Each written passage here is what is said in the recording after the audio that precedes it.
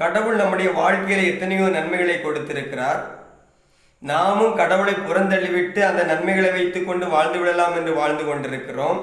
அப்பொழுது இழப்புகளையும் நாசங்களையும் மோசங்களையும் பல்வேறு துன்பங்களையும் துயரங்களையும் வெறுமைகளையும் வறுமைகளையும் சந்திக்கின்ற பொழுது ஒரு நாள் நம்முடைய வாழ்க்கையிலும் நம்முடைய ஆன்மாவிலும் ஒரு தேடுதல் உண்டாகிறது, ஒரு தெளிவு பிறக்கிறது.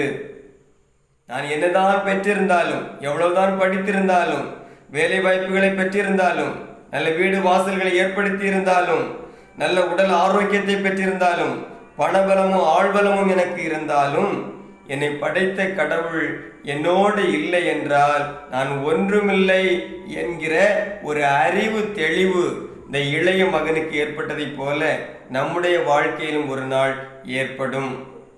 ஏற்பட்டிருக்கலாம் அல்லது இனி ஏற்படவிருக்கலாம். அல்லேலூயா. பாருங்கள்,